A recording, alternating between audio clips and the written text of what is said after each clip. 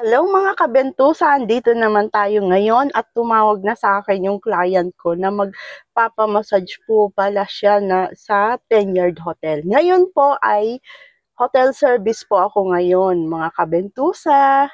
Halika, samahan niyo ako.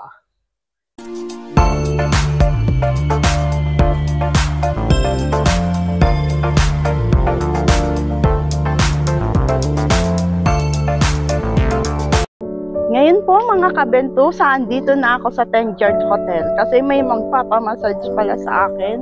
Yung old client ko po na dati kong minassage dito sa San Juan Ruro.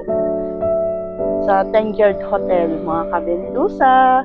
Huwag natin silang pilitin na makunan ng pictures or video kasi wala tayong permission for vlogging mga kabentusa. Huwag tayong pipilit.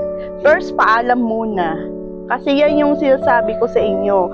Magpapaalam muna ako sa client ko na pwede ako mag-vlog. Eh baka naman magalit sila sa akin. Chat ng mga kabentusa. Eh huwag tayong pipilit. Wag tayong pipilit mga kabentusa. Kasi baka magalit pa yun. Na tandaan nyo lang.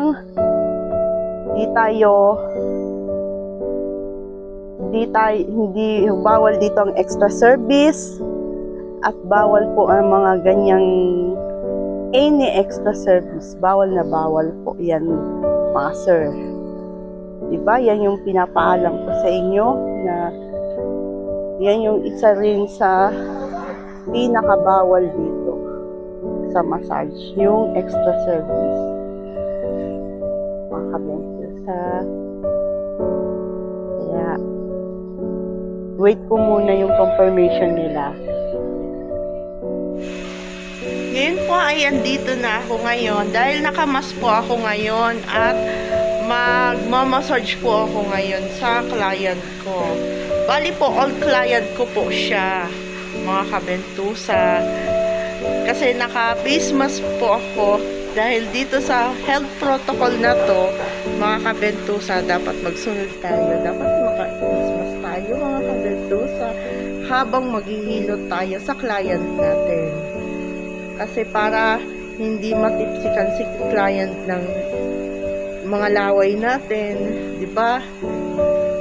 Kasi unfair naman to sa client natin. Kasi susunod tayo sa health protocol natin. Dapat nakasuot tayo ng face mask habang nakahilot tayo kay client. Mga kabentusa, mag-start po ako ng massage dito sa hotel na to. Kabentusa, tapos na po ako mag-massage dito sa client ko. Kaya, pauwi na ako ngayon. Home sweet home mga kabentusa.